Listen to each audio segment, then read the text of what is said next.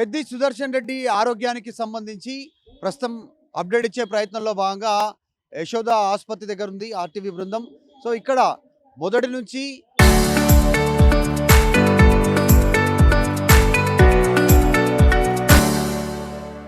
Process అంతా కూడా ఎట్లా జరుగుతూ ఉంది, డాక్టర్లు ఏం పరిశీలిస్తూ ఉన్నారు, ఏం ట్రీట్మెంట్ చేస్తూ ఉన్నారు, ఆయన బాడీ ఎట్లా రియాక్ట్ అయింది ఇప్పటి వరకు అనేటువంటి విషయాలన్నింటిని కూడా డాక్టర్ల బృందంతో తెలుసుకునే ప్రయత్నం చేసింది ఆర్టీవీ. దాంట్లో భాగంగా ప్రస్తుతం పెద్ది సుదర్శన్ రెడ్డి ఈ ఆసుపత్రిలో జాయిన్ అయ్యి ఈ రోజుకి 5 రోజులు 48 గంటలు 72 గంటలు దాటిపోయింది. ప్రస్తుతం ఆయన 5వ రోజు ఈరోజు జాయిన్ అయ్యి సంబంధించి ఆరోగ్యం విషయంలో ఎలాంటి డెవలప్మెంట్ లేకపోగా ఇప్పటికీ ట్రీట్మెంట్ కొనసాగుతుంది. ఐసీలో ఉన్నారు. ఐసీలో ఆయన ట్రీట్మెంట్ కంటిన్యూ అవుతుంది. కానీ ఆరోగ్యం మెరుగవ్వట్లేదు. యూకే యుఎస్ఏ డాక్టర్ల ద్వారా సమాచారం తెలుసుకొని ఇక్కడ ట్రీట్మెంట్ ప్రారంభమైంది. కుటుంబ సభ్యులకు ఎప్పటికప్పుడు డీటెయిల్స్ ఇస్తున్నారు. తర్వాత కేసీఆర్కి, కేటీఆర్కి, హరీష్ రావుకి ఎప్పటికప్పుడు సమాచారం ఇస్తూ ట్రీట్మెంట్ జరుగుతున్న తీరును వివరిస్తూ ఉన్నారు. ఎంత ఖర్చైనా పర్లేదు అనేటువంటిది కేసీఆర్ చెప్పారు. కాబట్టి మొత్తం ఈ వ్యవస్థలో మెదడుకు బ్లడ్ సర్క్యులేషన్, ఆక్సిజన్ గతంలో జరగకపోవడం వల్ల జరిగినటువంటి ప్రాబ్లమే ఇప్పుడు మిగతా అవయవాలు వెంటిలేటర్తో పనిచేస్తూ ఉన్నాయి. శ్వాస తీసుకోవడము, లంగ్స్, తర్వాత రక్తం బ్లడ్ పంపింగ్, గుండె, తర్వాత వాటర్ టోటల్ ప్యూరిఫికేషన్ కోసం బాడీలో కిడ్నీస్, ఇవన్నీ బాగానే వర్క్ చేస్తూ ఉన్నాయి. ప్రస్తుతానికి వెంటిలేటర్ సహాయంతో స్వతహాగా పనిచేయట్లేదు, కానీ వెంటిలేటర్ సహాయంతో బాగానే పంపింగ్ చేస్తూ ఉంది. యూరిన్ పాస్ అవుతూ ఉంది, బ్లడ్ పంపింగ్ అవుతుంది, పల్స్ నమోదు అవుతూ ఉంది. సో ఇవన్నీ బ్రీతింగ్, ఇన్హేల్, ఇవన్నీ బాగానే జరుగుతూ ఉన్నాయి. కానీ end of the situation treatment వరకు వస్తే జరుగుతున్న ట్రీట్మెంట్కి పెద్ది సుదర్శన్ రెడ్డి బాడీ రియాక్ట్ అవ్వట్లేదు.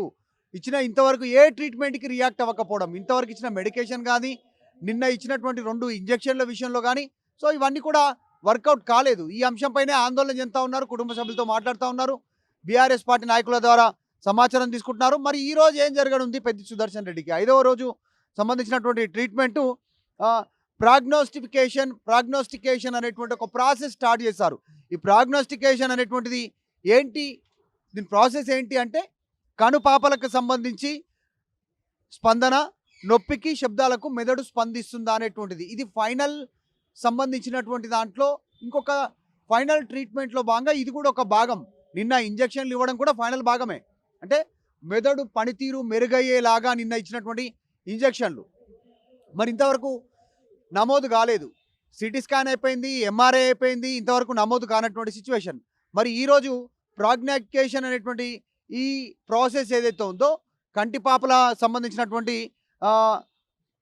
ప్రాగ్నాస్టికేషన్, దీంట్లో కంటిపాపల స్పందన, నొప్పికి, శబ్దాలకు మెదడు స్పందిస్తుందా అనేటువంటిది. సాధారణంగా మనం ఒక ధూళి, దుమ్ము లాంటిది వచ్చినా మన కళ్ళు ఆటోమేటిక్గా కనుపాపలు క్లోజ్ అవుతాయి. మనం చూస్తూ ఉంటాం. ఇట్లా దగ్గరికి చేయలినా, ఏదైనా కంట్లో నలుసు పడుతుంది, దోమ, ఈగ ముందు నుంచి వెళ్ళినా కూడా ఆటోమేటిక్గా కన్ను స్పందిస్తుంది. కనుపాపలు ఆటోమేటిక్గా మనం కళ్ళు మూస్తూ ఉంటాం. దాని రీజనే మెదడు నుంచి వచ్చేటువంటి సంకేతాలు. సో అట్లాంటి సంకేతాలు ఉండనున్నాయా అనేటువంటిది అదొకటి చెక్ చేయనున్నారు ఈ ప్రాగ్నోస్టికేషన్ ద్వారా.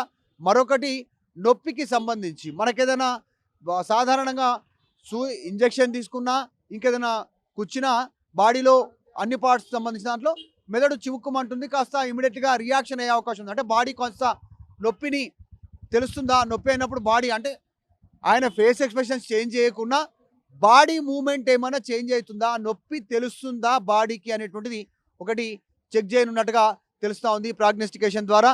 దాంతోపాటు ఒక సడన్గా వచ్చేటువంటి శబ్దాలకు, ఇప్పుడు సడన్గా ఏదైనా మన పక్కన పెద్ద భారీ సౌండ్ వస్తే ఒక్కసారిగా మనం షాక్ గురి కావడమో, చెవుకు చేతులు పెట్టుకోవడమో, ఇట్లాంటిది కామన్ సిచ్యువేషన్లో, అంటే కామన్గా ఉన్నటువంటి సందర్భంలో తెలిసే ప్రయత్నం ఉంటుంది. కానీ ఈ ఆల్రెడీ కోమాలో ఉన్నారు కాబట్టి దాని ద్వారా కనీసం బాడీ రియాక్షన్ ఏమైనా అవుతుందా అనేటువంటి దానిపైన దృష్టి పెట్టనున్నట్టుగా తెలుస్తూ ఉంది. ఇదంతా ఒక ఎత్తు అయితే, ఇంకొకటి మేజర్గా ప్రస్తుతం స్వతహాగా శ్వాస తీసుకునేటువంటి పరిస్థితి ఉందా ఆయనకు సంబంధించిన దాంట్లో అనేటువంటిది కూడా డాక్టర్లు పరీక్షించనున్నట్టు తెలుస్తుంది. దీన్నే న్యూరో ప్రాగ్నోస్టికేషన్, తర్వాత మెదడు కోలుకునే అవకాశాలు ఎంతవరకు ఉన్నాయి అనేటువంటిది ఈ టెస్టుల తర్వాత ఫ్యామిలీకి వివరించనున్నట్టుగా తెలుస్తూ ఉంది. ఇప్పటికే కాస్త బీఆర్ఎస్ పార్టీ నాయకులు, ముఖ్యంగా హరీష్ రావు ఆల్రెడీ కుటుంబ సభ్యులతో మాట్లాడారు. ఆయన ఆరోగ్యానికి సంబంధించిన విషయంలో ఒక క్లారిటీ ఇచ్చారు.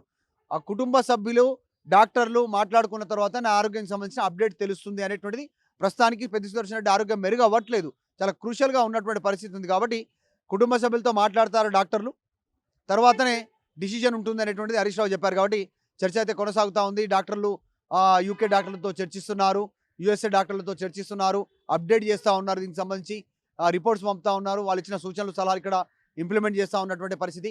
సో పెద్ది సుదర్శన్ రెడ్డి ఆరోగ్యం అత్యంత దారుణమైనటువంటి క్షీణించే పరిస్థితిలో ఉంది. ఇంతవరకు బ్రెయిన్ రియాక్ట్ కాకపోవడమే దానికి ప్రధాన కారణం. మనం చూసాం అక్కడ సిపిఆర్ చేస్తున్నటువంటి సందర్భంలో ఆ టైంలో దాదాపు 45 నిమిషాలు మెదడుకు బ్లడ్ సప్లై ఆగిపోయింది. ఆక్సిజన్ సప్లై ఆగిపోయింది. ఆ దెబ్బనే ప్రస్తుతం అప్పుడు తగిలినటువంటి ఆ షాకే ఆయన కోమాలకు వెళ్ళిపోయినటువంటి సిచ్యువేషన్ ఉంది కాబట్టి రికవరీ కోసం ప్రయత్నం చేస్తూ ఉన్నారు. ఎంతవరకు సక్సెస్ అవుతుంది, ఎంత సఫలీకృతం అనేటువంటిది ఈరోజు ఈ ప్రాగ్నోస్టికేషన్ టెస్ట్ తర్వాత, న్యూరో ప్రాగ్నోస్టికేషన్ టెస్ట్ తర్వాత బయటకు వచ్చే అవకాశం ఉంది. వివరాలు బయట చెప్పేటువంటి అవకాశం ఉంది. కుటుంబ సభ్యులకు చెప్పిన తర్వాత డాక్టర్లు వివరించినట్టుగా తెలుస్తా ఉంది.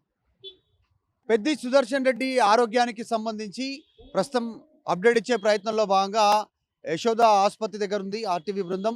సో ఇక్కడ మొదటి నుంచి ప్రాసెస్ అంతా కూడా ఎట్లా జరుగుతూ ఉంది, డాక్టర్లు ఏం పరిశీలిస్తూ ఉన్నారు, ఏం ట్రీట్మెంట్ చేస్తూ ఉన్నారు, ఆయన బాడీ ఎట్లా రియాక్ట్ అయింది ఇప్పటివరకు అనేటువంటి విషయాలన్నింటిని కూడా డాక్టర్ల బృందంతో తెలుసుకునే ప్రయత్నం చేసింది ఆర్టీవీ. దాంట్లో భాగంగా ప్రస్తుతం పెద్ది సుదర్శన్ రెడ్డి ఈ ఆసుపత్రిలో జాయిన్ అయ్యి ఈ రోజుకి 5 రోజులు, 48 గంటలు, 72 గంటలు దాటిపోయింది. ప్రస్తుతం ఆయన 5వ రోజు ఈరోజు జాయిన్ అయ్యి సంబంధించి ఆరోగ్యం విషయంలో ఎలాంటి డెవలప్మెంట్ లేకపోగా ఇప్పటికీ ట్రీట్మెంట్ కొనసాగుతుంది. ఐసీలో ఉన్నారు. ఐసీలో ఆయన ట్రీట్మెంట్ కంటిన్యూ అవుతుంది. కానీ ఆరోగ్యం మెరుగవ్వట్లేదు. యూకే, యూఎస్ఏ డాక్టర్ల ద్వారా సమాచారం తెలుసుకొని ఇక్కడ ట్రీట్మెంట్ ప్రారంభమైంది. కుటుంబ సభ్యులకు ఎప్పటికప్పుడు డీటెయిల్స్ ఇస్తున్నారు. తర్వాత కేసీఆర్కి, కేటీఆర్కి, హరీష్ రావుకి ఎప్పటికప్పుడు సమాచారం ఇస్తూ ట్రీట్మెంట్ జరుగుతున్న తీరును వివరిస్తూ ఉన్నారు. ఎంత ఖర్చైనా పర్లేదు అనేటువంటిది కేసీఆర్ చెప్పారు కాబట్టి మొత్తం ఈ వ్యవస్థలో మెదడుకు బ్లడ్ సర్క్యులేషన్, ఆక్సిజన్ గతంలో జరగకపోవడం వల్ల జరిగినటువంటి ప్రాబ్లమే ఇప్పుడు మిగతా అవయవాలు వెంటిలేటర్తో పనిచేస్తూ ఉన్నాయి. శ్వాస తీసుకోవడము, లంగ్స్, తర్వాత రక్తం, బ్లడ్ పంపింగ్, గుండె, తర్వాత వాటర్ టోటల్ ప్యూరిఫికేషన్ కోసం బాడీలో కిడ్నీస్, ఇవన్నీ బాగానే వర్క్ చేస్తూ ఉన్నాయి. ప్రస్తుతానికి వెంటిలేటర్ సహాయంతో స్వతహాగా పనిచేయట్లేదు కానీ వెంటిలేటర్ సహాయంతో బాగానే పంపింగ్ చేస్తూ ఉంది. యూరిన్ పాస్ అవుతూ ఉంది, బ్లడ్ పంపింగ్ అవుతుంది, పల్స్ నమోదు అవుతూ ఉంది. సో ఇవన్నీ బ్రీతింగ్, ఇన్హేల్, ఇవన్నీ బాగానే జరుగుతూ ఉన్నాయి.